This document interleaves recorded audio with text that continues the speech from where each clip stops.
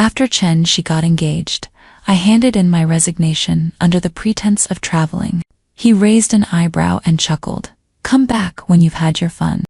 I greedily memorized the contours of his face, then answered with a soft He didn't know I would never come back.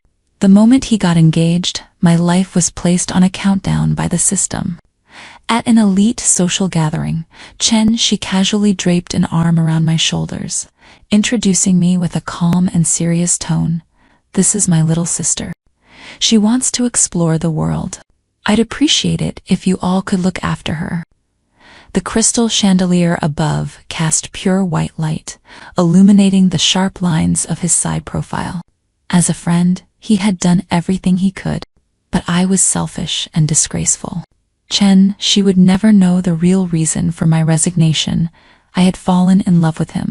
When the system brought me into this world, Shi was merely the illegitimate son of the Chen family, unrecognized and cast away from the center of power, managing only their peripheral businesses. I applied to be his secretary. On my first day, he had a cigarette between his lips, his leather shoes propped carelessly on the desk. Find another job, he said lazily. Following me won't get you anywhere. I bent down, picked up the documents he had tossed to the floor, stacked them neatly, and placed them back on his desk. Opportunities are created. Then, I told him, President Chen, one day you're going to be someone remarkable. She paused, his deep black eyes fixed on me for a long time, silent. After stepping out of the office, I glanced through the frosted glass. He was still leaning back in his chair, staring blankly at the ceiling. His eyes, stark black and white, held a trace of confusion, perhaps even sorrow. That lost and helpless look, tinged with boyish vulnerability, remained in my memory for 10 years, from the moment we met until now. At Shi's engagement banquet, he seated me at the main table, too close to the bride. Her wedding gown brushed past my field of vision, and I could even see the massive diamond ring on her finger, glistening with a subdued elegance. His marriage was a business alliance, devoid of real affection. By placing me at the main table, he was acknowledging my place in his life. Just as he had once told everyone, she's my little sister, please take care of her. In his heart, there would always be a place for me. Just not as love. The system had warned me, if She didn't marry me, I would be erased. You should beg him. He will agree. I smiled. Love or not. Just because I spent 10 years by his side doesn't mean he owes me a marriage. I never liked the idea of using companionship as emotional leverage, forcing someone to love me just because I stayed. The system let out a cold sigh. A chilling mechanical voice rang out. Scarlet, glaring numbers flickered before my eyes. I had only 30 days left to live. Using travel as an excuse, I handed in my resignation. She held my letter, flipping it back and forth. Finally, he pressed his fingers against his brow, voice low. No need to resign. I'll give you time off. Come back when you've had your fun. I hesitated, then nodded slightly.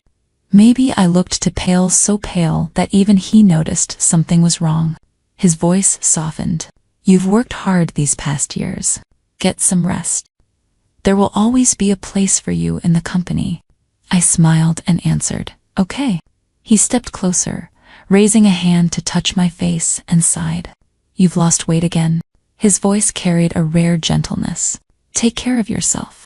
Eat properly, even if you're alone. I murmured a quiet on the train. The system asked, why do you think she doesn't like you? He has overstepped boundaries with you many times. It doesn't matter anymore. I covered my mouth, coughed, and wiped the blood from my palm with a tissue.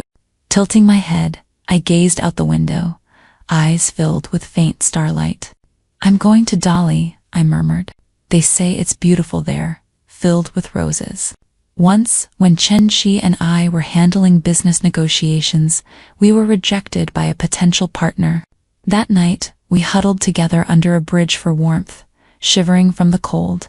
His lips were close to mine as he gritted his teeth and said, "Jokey, when I make it big one day, I'll take care of you. You'll have the best of everything.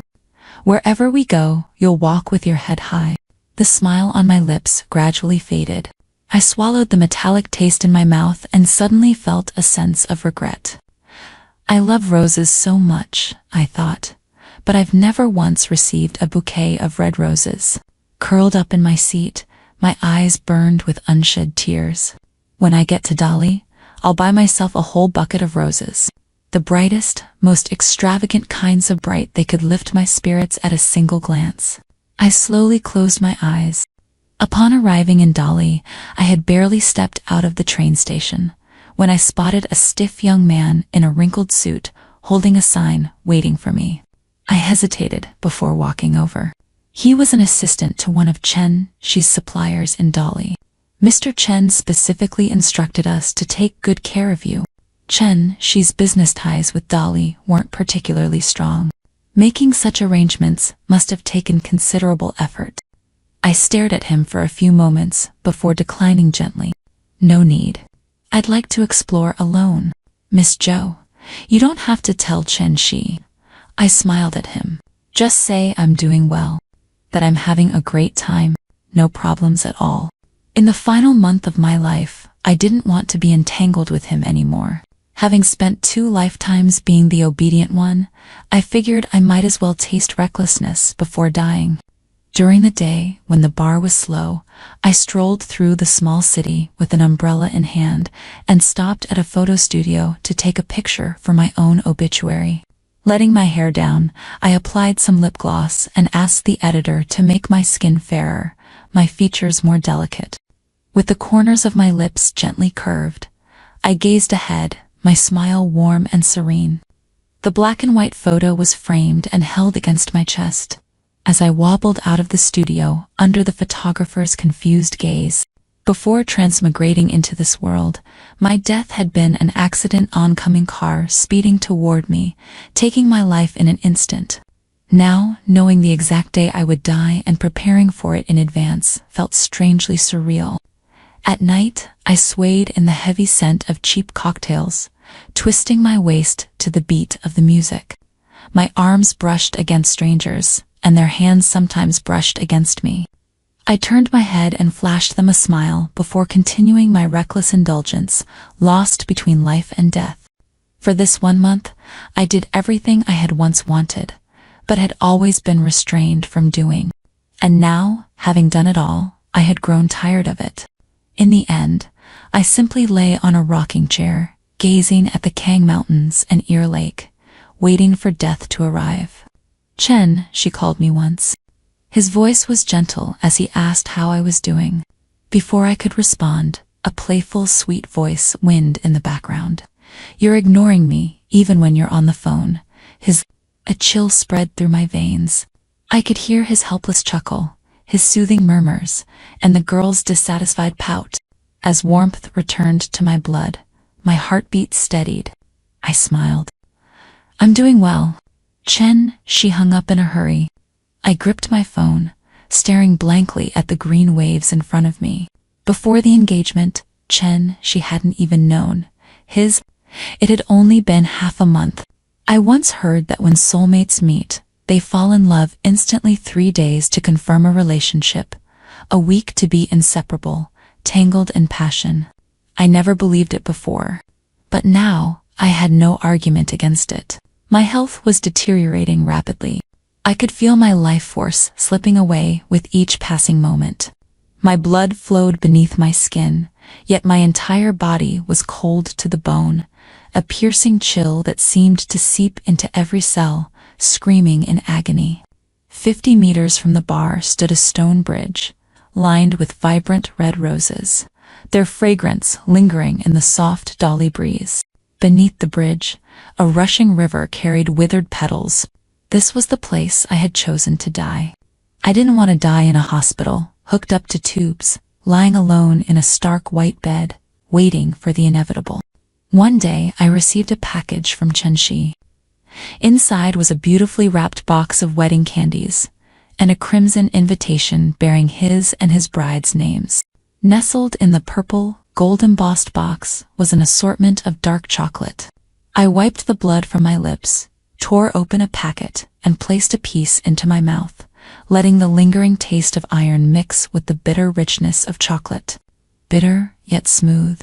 I remembered the first time I worked overtime with Chen. I had low blood sugar, and he had rummaged through his desk drawer, pulling out a handful of brightly wrapped candies. "Eat some," he said. "Your body won't last otherwise." I shook my head and whispered, "I'm on a diet." She's dark eyes lingered on me for a moment before he smirked and muttered, "So troublesome." A few days later, he had a friend bring back some dark chocolate from overseas and pushed the box in front of me. "Keep this with you. It won't make you gain weight. If you're hungry, don't hold out. It's bad for your body." The purple gold-embossed wrapper had gleamed under the light, reflecting his serious and focused expression. That was the most vivid memory I had of him in the past 10 years.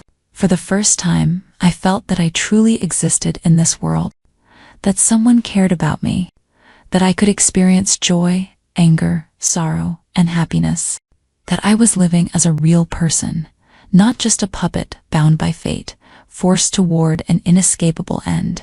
8 days left. I received a call from Chen's assistant, who was Sheng. He had worked under Chen for 7 years, always polite and respectful in his tone. "Sister Joe, when will you be back? There are some tasks that need to be arranged soon." I grabbed a handful of Dolly's soil and let it scatter in the wind, replying absent-mindedly, "Handle it as if I'm not coming back. Find someone to take my place, Sister Joe." Hua Sheng hesitated, his voice laced with unease. Carefully, he asked, "Are you not planning to return at all?" I told him. "Don't tell Chen just yet." I pressed my lips together. Hua Sheng was my protege, trained by me personally. He had followed Chen for 7 years, just as he had followed me. I wanted him to take care of my affairs after I was gone, but when the words reached my lips, I found myself unable to say them. In the end, I could only sigh. "A week from now, I'll send you an email. Follow the instructions in it." Then, in a gentle voice, I added, "Hua Sheng, do your best in the future. And if you ever get married, don't forget to burn a stack of paper money for me." Realizing my words were inappropriate, I stopped myself in time and gave him an apologetic smile. Instead, I simply said, "Take care, Hua Sheng." Maybe it was because I was nearing the end, but these past few days, I kept dreaming of my past life of my mother. She was beautiful, draped in a cheongsam that hugged her delicate figure, her skin soft and fair, resembling a palace dancer in all her splendor. So different from her final days, when she lay on a hospital bed, reduced to nothing but skin and bones, her body dry and brittle like dead wood. She had spent her entire life loving a man who never truly cared for her.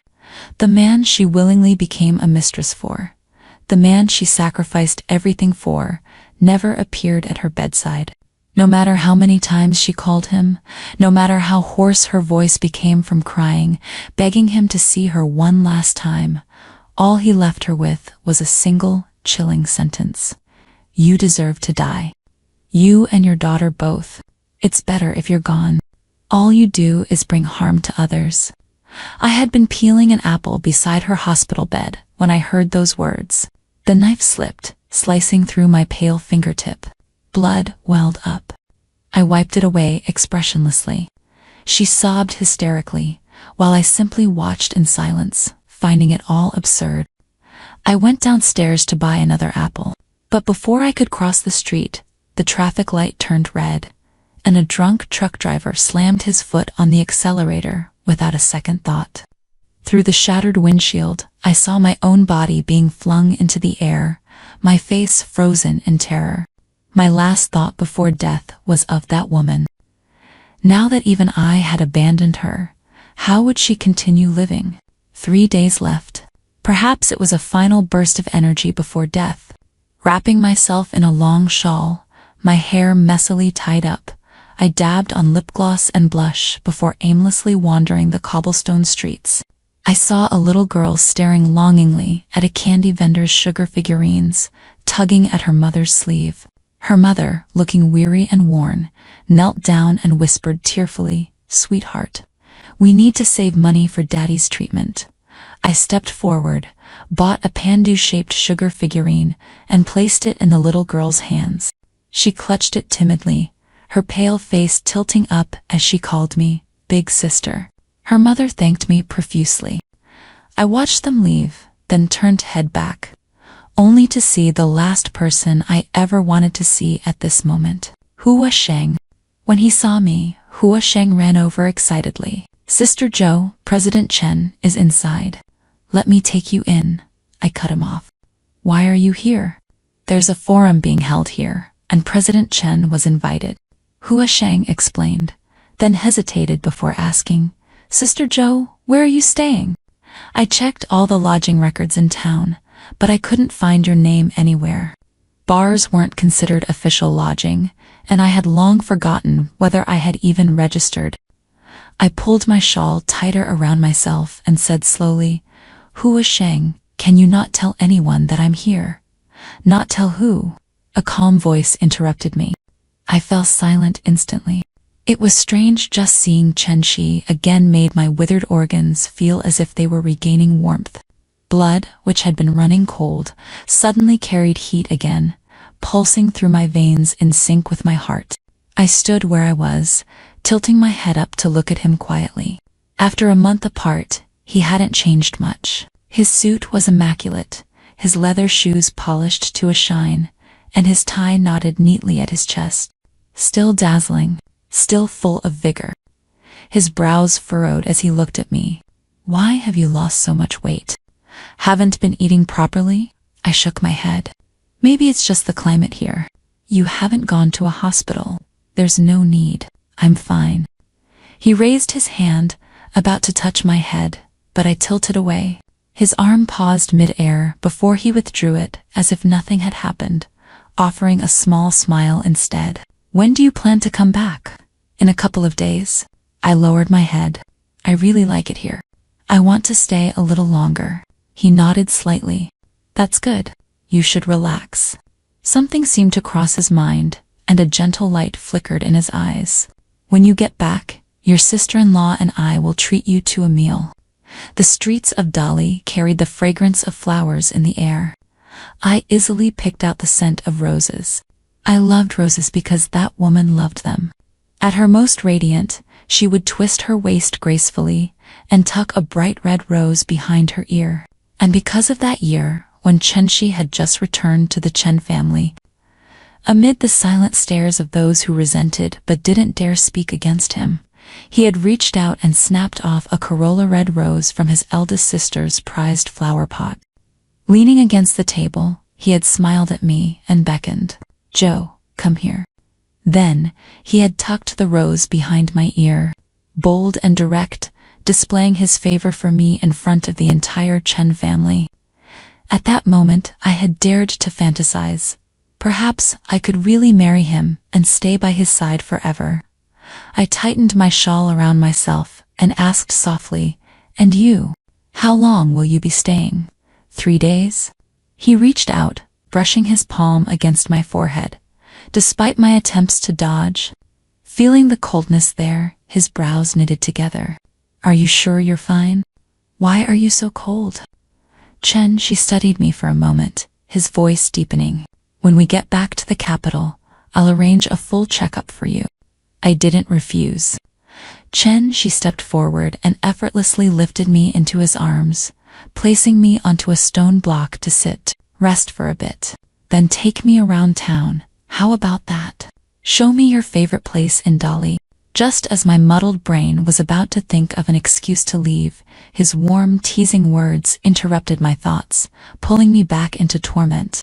Panicking, I pushed him away, pulling my shawl tighter around me as I stood there. My pale, almost translucent skin was bathed in the sunlight.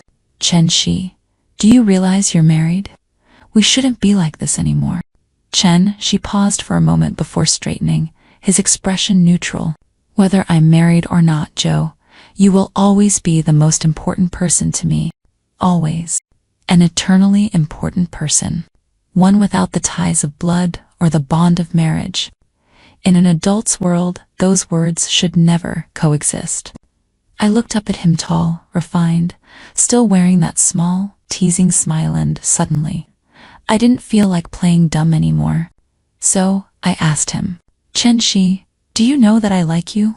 Chen-shi knew. Of course, he knew. I was never a good actor.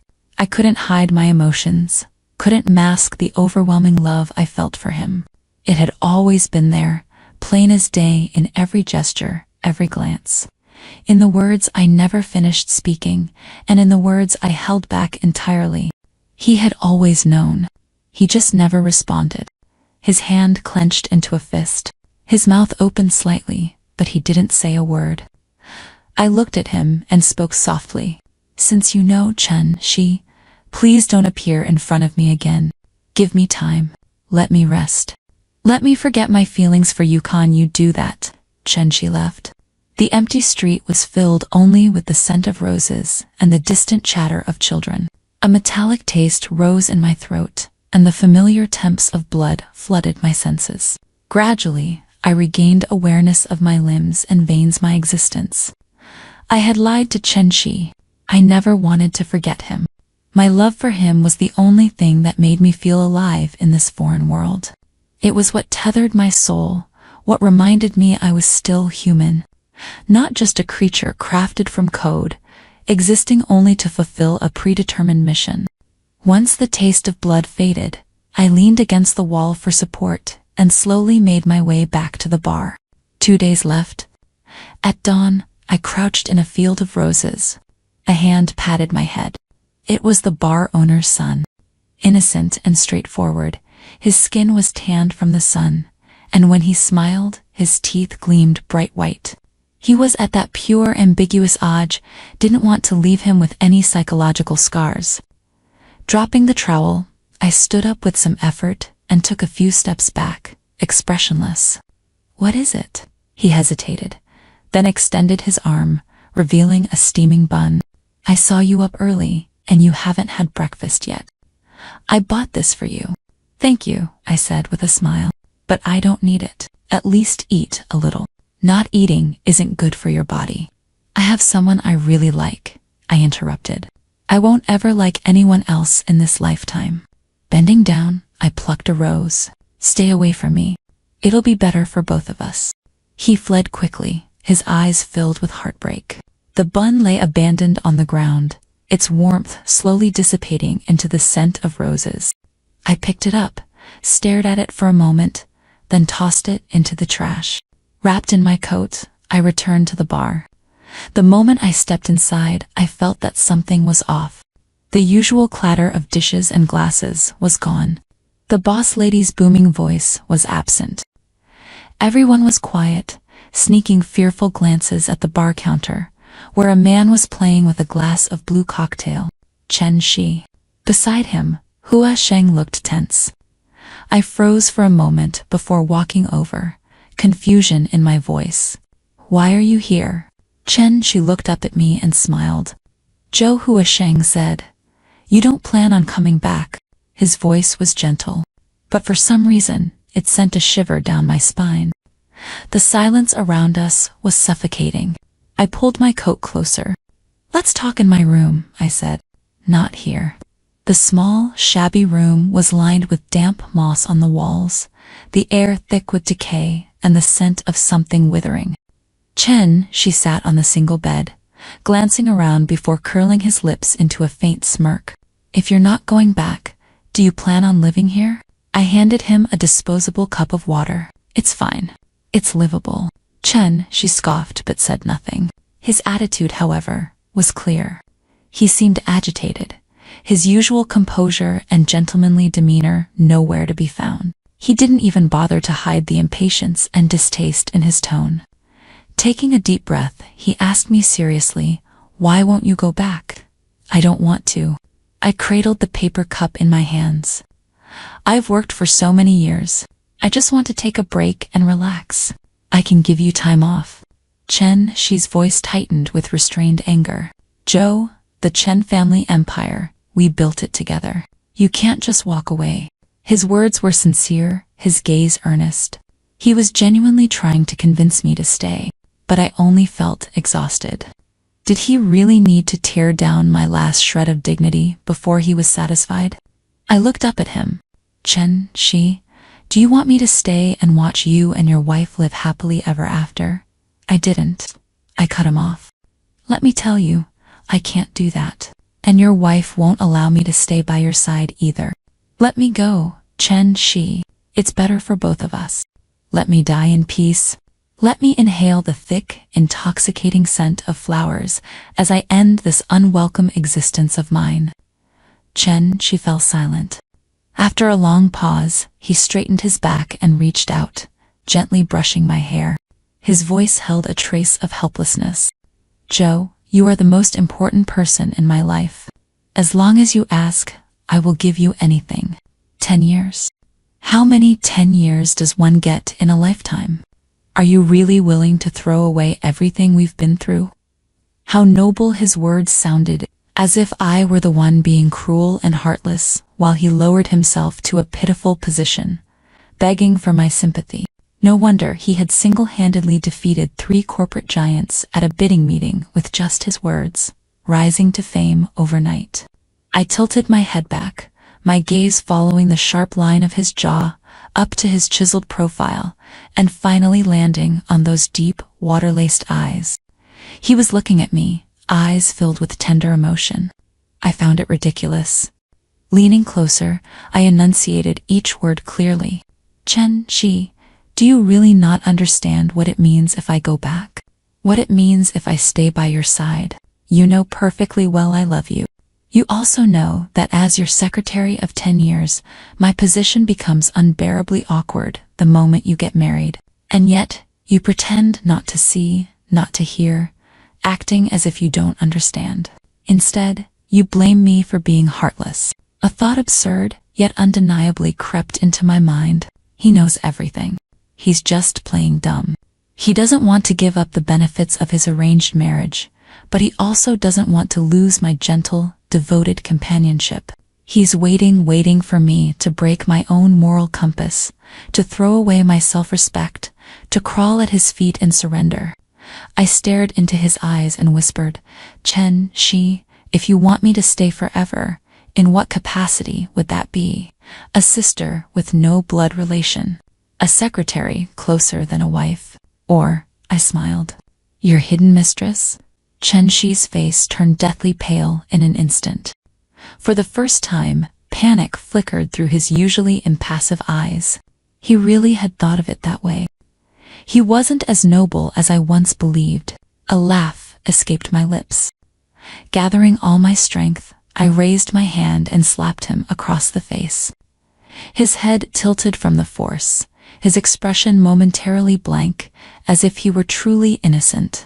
A bitter metallic taste welled up in my throat. Blood surged up, thick with nausea and despair. Wiping the corner of my mouth, I fixed my gaze on him, my voice icy. Chen Shi, you want everything. That's disgusting. Chen Shi lowered his head, silent for a long time. After what felt like an eternity, he finally spoke, his voice soft. I'm sorry. I never meant for you to be my mistress. But I can't deny it when I thought about keeping you by my side forever. That idea did cross my mind. I apologize for my despicable thoughts. His voice trembled slightly. But Joe, my desire to keep you with me is real. You are the most important person in my life. You always will be. I closed my eyes and let out a hollow laugh. Chen Shi, do you really think that no matter what you do, I will never leave you? That I will always follow you, asking for nothing in return, like a loyal shadow? When he agreed to this marriage, he never imagined I would actually leave. He knew I would be sad, but he probably thought I'd just cry in secret. Then he would comfort me, and nothing would change. Because I had always been unwavering, he thought he never had to care. How ridiculous. Chen, she said nothing, only responding in a quiet voice. In these 10 years, I've been betrayed countless times. They all used me as a stepping stone, then left to pledge loyalty to someone else. But you were the only one who never left me. Before my engagement, I never realized that this marriage would make you want to leave.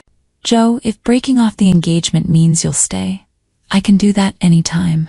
It was only when he saw I was truly leaving that he scrambled to salvage the situation. Carefully observing my expression, calculating the most effective words to say, applying his negotiation skills, just like always. Raised in an orphanage, having never learned fundamental morals, he still couldn't understand. Why was it that a marriage without love, just a legally binding red certificate, was enough to make me walk away forever? I curled my lips into a cold smirk. Chen, she suddenly reached out and grabbed my wrist. Ignoring my struggle, he pushed up my sleeve, revealing the scar on my elbow. The once raw wound had faded into a thin, pale line. His fingertips brushed over it gently. "Joe," he murmured, "from where I stand, I have countless ways to keep you. Threats, imprisonment, even coercion. You have too many people you care about, too many things that matter to you. I only need to seize one of them, and you will never escape me. But I won't do that." His fingers lingered on the scar, his expression soft. "The day you took that knife from me, I swore I would never let anyone hurt you again, not even myself." His dark eyes locked onto mine, his voice gentle but unwavering. "So, Joe, let me ask you one last time. Will you come with me?" I stared at him, my gaze tracing from his lips to his nose, and finally to his expectant eyes. Chen-Shi's eyes were beautiful, always slightly upturned at the corners, perpetually glistening, brimming with charm that could make people fall. The first time I saw him, I was drawn to his eyes, and then I fell into an abyss. But now I understood. Chen-Shi ruthless. I leaned in, my words deliberate. "I won't." That night, the storm raged. A thug grabbed my hair, forcing me underwater. My consciousness blurred, a thin veil of mist covering my vision. Pain and despair seeped into my bones, dragging me toward death. Then, I saw the glint of a cold blade. Without hesitation, I struggled and lunged forward, taking the knife meant for Chen-Shi. The wail of police sirens filled the air. We survived. When I woke up in the hospital, Chen-Shi was holding me tightly in his arms. His tears seeped into my clothes, ran past my collarbone, cold as ice. From that day on, he changed. He no longer played nice, no longer left room for mercy. His methods became ruthless and cruel, sending shivers down people's spines. He transformed into a businessman who lived for nothing but profit.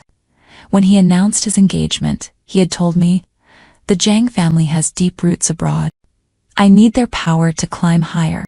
Back then, I had asked him, "So even marriage is just another tool for profit?" Chen-Shi had laughed, ruffling my hair. "Why not? Why not?" Faced with a man who had been utterly corroded by power and wealth, I found myself unable to argue.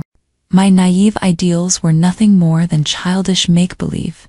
In his eyes so immature, they weren't even worth refuting. Chen-Shi imprisoned me. For bodyguards took turns guarding my door, forbidding me from leaving. Every time I stepped toward the entrance, I saw their tense yet reverent expressions. "If we let you leave, we'll lose our jobs. Miss Joe, please have mercy on us." Hearing burly men plead like that was jarringly absurd, but it worked. It stopped me in my tracks. Chen-Shi was right. I had too many weaknesses. Any one of them could be used to shackle me, ensuring I could never escape. Unable to leave, I could only talk to the system. It was baffled. "It's come to this. Why not just marry him? If you say the word, there's no way he'll let you die." I smiled. The taste of blood, something I had long grown used to, flooded my mouth. I swallowed it down without expression, dabbing at my lips with a tissue out of habit. Then, I spoke softly. If I wanted to get married, why wait until now? Even if I had told Chen-Shi from the start, he never would have let me die. He would have used every trick in the book, exhausted every possible means to make me stay. He would have given me the grandest, most unforgettable wedding, showcasing his deep affection before the world. He would have done anything spared, no cost, to keep me alive. From the very beginning, I was never truly incapable of living. The truth is, I never wanted to live. The system fell silent, the hum of static crackling for a long time before it finally asked, confused, why? I said, "Do you know why, Chen? She is so sure that I will never leave him, because of this stupid mission. I came to this world for him. For 10 years, everything in my life has revolved around him. If I leave him, I die. So I have no choice but to stay, like the most loyal dog at his heels." But that's the mission requirement. Yes, that was the mission requirement. The price of my survival. I changed the topic, asking it, "Do you think these captured missions have any real meaning? We gave you another chance at life in exchange for the data we wanted. That's fair." Yes. Survival is an instinct ingrained in all living things. The mission gave me a chance to survive. I was supposed to be grateful. Then why, living through it, did I feel nothing but suffocation? For 10 years, I revolved around Chen Shi. No freedom, no autonomy. Every action dictated not by my own will, but by his existence. His name became the nightmare that haunted my life. Chen, she said, people came and went in his world, but I was the only one who never left him. But do you know, Chen Shi? I thought about leaving. I thought about betraying you. I thought about using you as a stepping stone, climbing toward a better, higher place.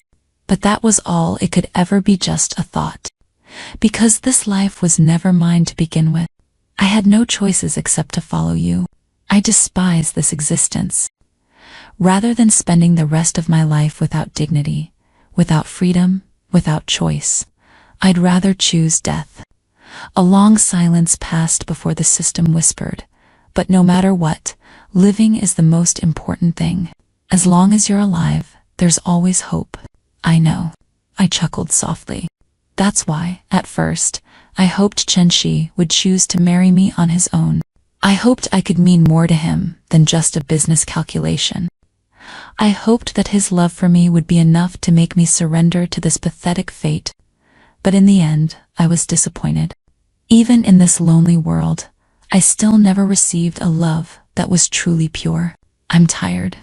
I don't want to keep suppressing myself, pretending to follow this ridiculous destiny. Honestly, death would be a relief. I woke up late. Dressed properly, I picked up a hoe and walked to the rose field by the bridge. The bodyguards tried to stop me. So, right in front of them, I called Chen Shi. His voice was warm. "Have you thought it through? Chen Shi, come find me. I'll be waiting at the stone bridge outside the bar," I said softly. "I have something to tell you." Chen Shi was silent for a moment. Then he answered, "Okay." There was a trace of excitement in his voice, but at this point, I could barely lift the hoe anymore. Dragging it behind me, I took slow, labored steps down the stairs. The bar owner's son saw me struggling and took the hoe from my hands. "Where are you going?" "I'll take you there." I thanked him. Chen Shi's engagement banquet was at noon. So was my death. Sunlight scattered over the bridge, golden and dazzling, glinting off the handrails. The young man handed me the hoe, his expression full of concern. "Are you really okay?" I shook my head, forcing a pale smile. "Thank you." The pain was unbearable, so much so that I nearly collapsed against the bridge pillar, sweat trickling down my forehead in beads. My vision blurred. I bit my lip, tasting a mixture of my own blood and the iron-tinged warmth rising from my throat. My body was ice. I stayed still for a long time before finally forcing myself upright. Wiping the sweat from my forehead and the blood from my lips, I steadied myself. Using the hoe, I loosened the soil around the roses. Then, I crouched down and pressed a soft kiss to the thorned stem. In the corner of my vision, at the other end of the stone bridge, Chen Shi appeared. Chen Shi strode toward me quickly. "Why is your face so pale? Haven't you been resting well?" He steadied me, his eyes filled with unmistakable worry and urgency, as if I truly were the treasure he cherished in the palm of his hand. I let go of the hoe, letting it drop to the ground with a dull thud. The bright red countdown that hour column had already gone blank. My life had begun ticking away, second by second. Leaning against Chen-Shi's body for support, I stared at that seemingly righteous, dignified face of his, and suddenly I laughed.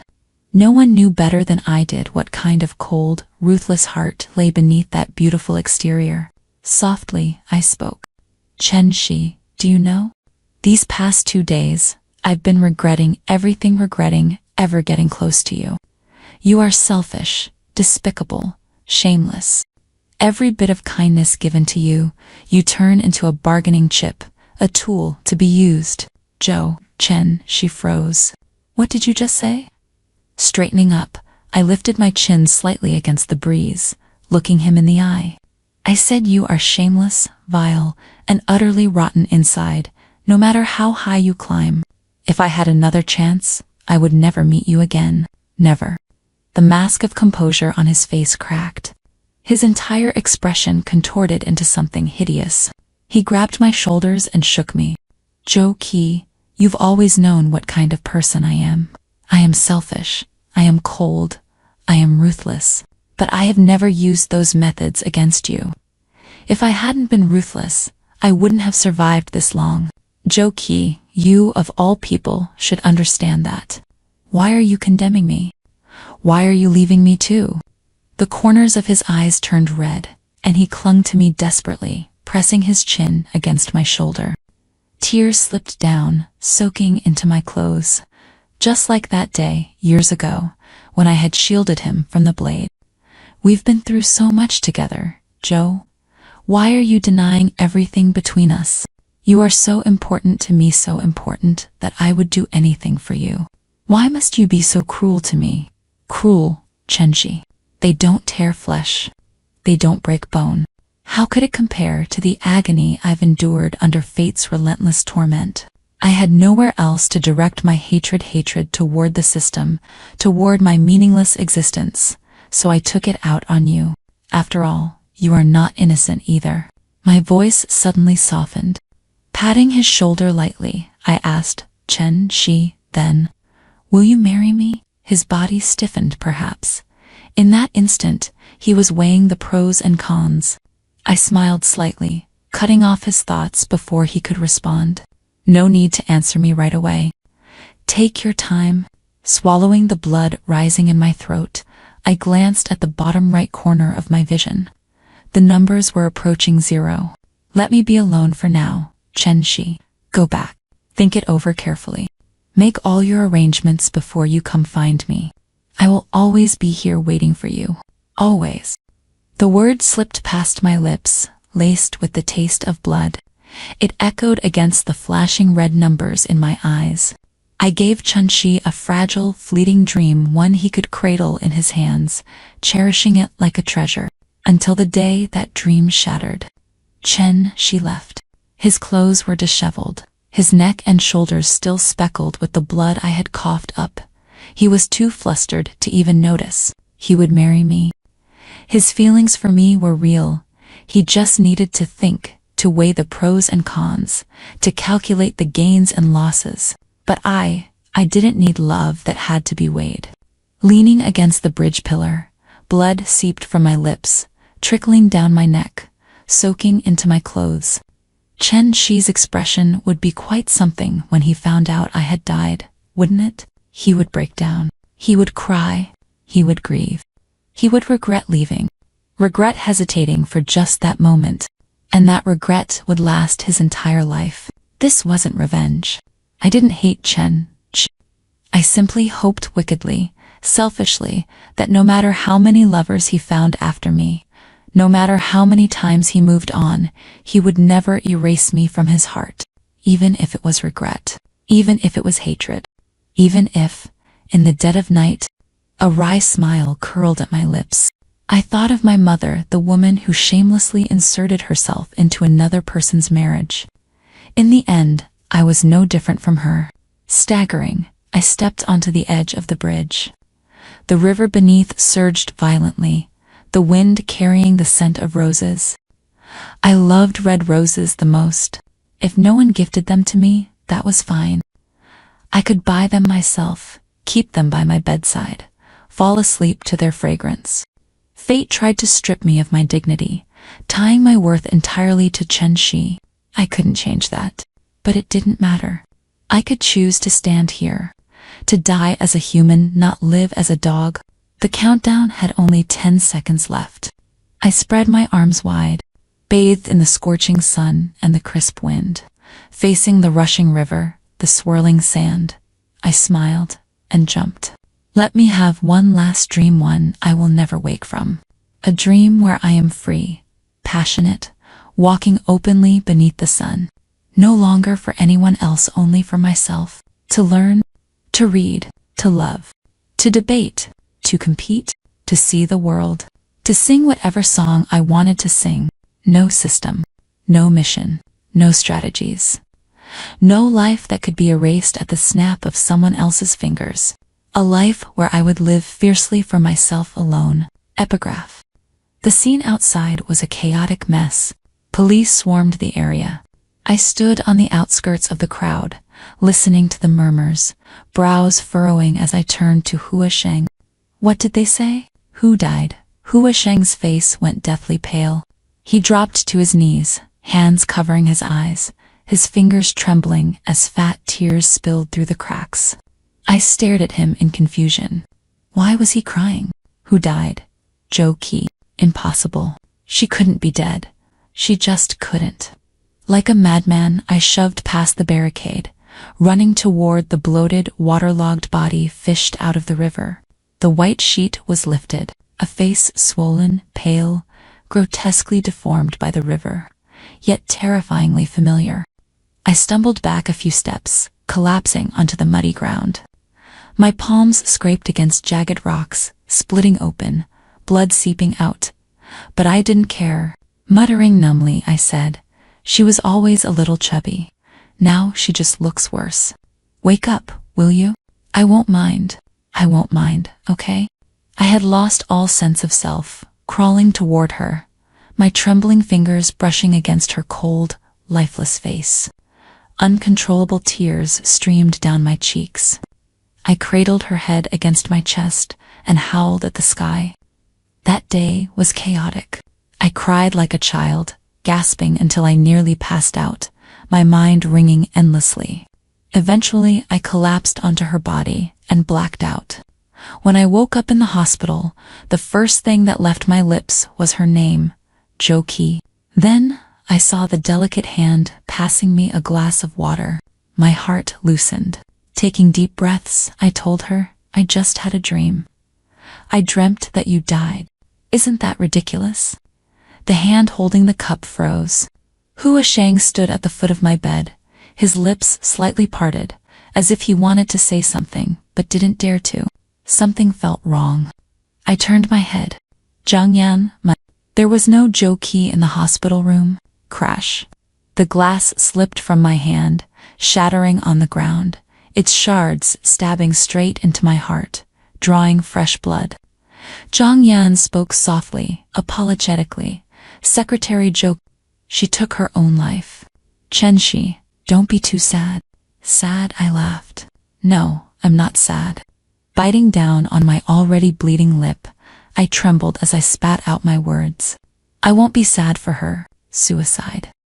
"Zhou Qi, was this your way of getting back at me?" "Well, let me tell you." Swallowing down the taste of blood, I forced my emotions into check and ordered Hua Sheng, "The engagement continues. We leave for the capital now." "But sir?" "No buts." I glared at her, my voice venomous. "Right now. Immediately. I want to leave this godforsaken place." "Zhou Qi, you told me to marry you. You whispered forever. And then, in the next breath, what was this your way of making me regret it? A final revenge against me? Laughable. You're dead, and I will still stand at the top, basking in luxury. With a single wave of my hand, there will always be women willing to throw themselves at me. Women prettier than you, with bigger eyes, sharper noses, softer smiles. Thin, curvy, gentle, seductive, could have anything. And you could only rot in the dirt, your flesh devoured by worms. You're the one who should regret this. You're the one who should be punished. Fury churned inside me. I raised my hand and swept everything off my desk. The succulent plant Joe Key had bought, the black fountain pen she loved, the vase she had carefully arranged. Everything lay in shambles. I slumped into my office chair, pressing my palm over my eyes, shielding the tears that threatened to fall. Joe Key, you can't punish me. I won't regret this. I never will. I erased her from my life. I forbade Hua Sheng, Zhang Yan, and anyone else from mentioning her name. For a time, it really felt as though she had disappeared. Everything remained orderly. The new secretary was diligent and responsible. Her coffee was better, and she could even make beautiful latte art. Hua Sheng spoke less, but he still did his job well. The engagement proceeded. The venue and host had been arranged. The Zhang family had even invited celebrities, ensuring their reputation remained intact. Everything was normal. Everything was smooth. Standing before the floor-to-ceiling windows, I flicked my cigarette against the glass, muttering to my own reflection. Without you, my life is just as good. My career is unaffected, still thriving. You see, you're the one who should regret this. The glass reflected my exhausted face. The room was empty, just me, all alone. My eyes burned red. I thought that if no one spoke her name, I could slowly forget her. That, as long as I erased every trace of her existence, forgetting would be easy. Until the day Zhang Yan asked me to accompany her to pick out a wedding dress. I had nothing better to do, so I went. She stepped out of the dressing room. I glanced at her casually, my eyes sweeping from her high heels, up the curve-hugging mermaid gown, to the tiara atop her neatly styled bun. Something felt off. The legs should be longer. The waist should be thinner. She should have a bit more softness in her cheeks. Her eyes should tilt up slightly at the corners, and the lip color wrong. She always preferred deep rose, even dragged me along once to help her pick. I froze. Who was I thinking of? Breathing suddenly felt heavy. Without a word, I turned on my heel and left, ignoring Zhang Yan's calls behind me. Sitting in my car, gripping the steering wheel, I closed my eyes, forcing my heartbeat to steady. Just this morning, I had thought, I must be forgetting her. So why does she haunt me like a ghost, slipping into every crack in my mind? Frustration surged. I slammed my foot on the gas, speeding along the winding mountain roads, rolling the windows down until the wind roared in, icy against my sweat-damp forehead. Whenever I was at my lowest, she used to accompany me here to drive. Even though she'd gripped the seatbelt so tightly her knuckles went white, she still pretended to be calm. She once told me, "Everything will pass. You have to keep moving forward. Yes, everything will pass, even forgetting you." I stopped the car at the mountaintop and crouched down, plucking a morning glory flower. Turning back, I habitually reached behind me. Why do you always like these fragile little flowers? There was no one behind me. I froze. The wind stopped. Even the river below the cliff seemed frozen in place. A chill seeped into my bones. I blamed my emotions on the setting. The day after my wedding, I left the country with my assistant. The Zhang family bombarded me with calls, and out of irritation, I finally answered Zhang Yan's. "I don't care about your bullshit. Stop bothering me." She fell silent. I scoffed. In this industry, how many people are actually clean? Work kept me busy expanding into new markets, working late nights. Even my assistant lost 10 pounds until he finally collapsed and asked for leave. Looking at his pale, exhausted face, I damn it thought of her again. Those early years weren't easy. She worked harder than me, pulling all-nighters, complaining about hair loss. "Go," I said. "Get some rest." Outside the window, the city lights were dazzling. She had always loved floor-to-ceiling windows, said they made a place feel open, freeing. So no matter where I went, I always designed my office this way. Paris was humid, the air always carried a trace of moisture. And the moment I smelled it, I thought of how she hated damp air, how she always carried dehumidifier packets. She had never even been to Paris. Yet standing here, everywhere I looked, her laughter, her voice, the way she'd tug my sleeve, begging for ice cream. I bought the most expensive one, reaching back instinctively to hand it to her. But she was gone. Like every trace of her was just a lingering ghost in my mind. The ice cream had melted, sticky against my fingers. I stared at it for a long moment before lowering my head, licking it absent-mindedly. Sweet. But you never ate sweets when you were dieting, did you? It's too sweet. How could you even eat this? Wake up and tell me, won't you? Wake up, and I'll invest in sugar-free milk tea, sugar-free yogurt. Hell, I'll build a whole factory for sugar-free products just for you. Just wake up. Tears pricked at my nose. I didn't bother wiping them away. I suddenly felt tired. I had tried so hard to erase her, to prove she was just another woman, her death meaningless to me. But who would believe that? Who was Shang, Zhongyan, even the business partners who never dared mention her? Their eyes were all filled with pity. Pity. I had climbed to the top, only to be pitied by others. How laughable.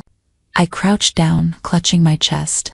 It was empty inside, so hollow it made me ache. Tears streamed down my face, pooling at the corners of my lips, trickling into my throat, bitter sinking deep into my heart. When I lifted my head, I saw her, Jo Ki, wrapped in her familiar shawl, standing before me. She gazed at me for a moment before reaching out her pale, slender hand. I felt wronged, stubbornly refusing to take it. I just kept staring at her, hoping she would coax me, speak to me. But she withdrew her hand, shook her head. Her voice was gentle yet so cold. Chen, no one will stand still and wait for you forever. Her figure vanished in an instant. I lunged forward, only to crash onto the marble floor. My forehead split open on impact, my glasses cracked, the world spinning around me. Yet I still reached out, blindly searching. I crashed into a lamppost, scraped against sharp stones, tumbled into a flower bed crawling with insects, until finally I knelt on the ground, head tilted back, letting blood and tears mix together, despair sinking into the cracks of my lips. They all told me that time heals everything, and I believed them. That night in Paris, I made Jo Ki a forbidden name, one no one dared to speak. I threw myself into work. When I was busy enough, maybe the pain wouldn't reach me. I climbed higher and higher, for 10 years, reaching a place where there was nowhere left to go. Standing in my office at the very top, below me were riches, power, endless flattery and admiration. 10 years. I thought that if I saw her again, I could face her with indifference. See, even without you, I'm doing fine. I got married. My career is thriving. She stood there, in a simple white dress, quietly watching me. Then she walked forward and tugged on my tie. I crumbled in an instant. Years of experience told me that emotions, joy, anger, desire, obsession must always be restrained, never exposed. Yet, when I held her, I couldn't stop the tears. They poured down, unchecked. My arms tightened around her, as if I could crush her into my chest, stuff her into my pocket, never letting her leave again. I regretted it. I truly, deeply regretted it. She had told me over and over again that some things in this world were far more important than profit. But I had ignored her. I had refused to believe her. I had been arrogant, blinded by my own power. And I had driven her to her death. She should hate me. She should resent me. She should despise me, wish to grind my bones to dust. I would accept it, as long as it made her feel better. But I had spent so much money making offerings to the gods. Could I shamelessly beg for just one thing in return? A next life. A life with her in it. I lived a dull, meaningless existence for years before finally wandering to Dolly. Standing by the stone bridge where she had jumped, I fell into a daze. She was afraid of the cold. So what kind of resolve did she have to summon to leap into that icy river? She was afraid of pain. Did she curl up? Did she try to scream? Did she choke on the water as it filled her lungs? I climbed over the railing.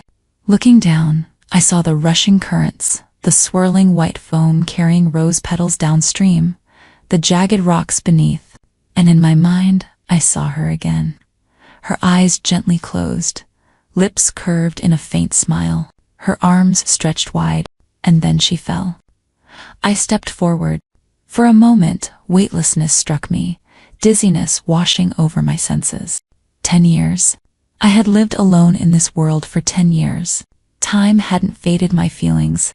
If anything, it had made every memory of her even sharper. Every laugh, every glance, every movement etched permanently in my mind. For 10 years, every time I jolted awake in the dead of night, every time nightmares swallowed me while I curled up, holding her photo, murmuring stories of the past. Jokey had once told me, no one is indispensable. People move on. Back then, I nodded and agreed. But now, I wanted to tell her, that's not true. Without you, I really can't go on. So, in the next life, please, let me find you again. Let me love you properly. Can we?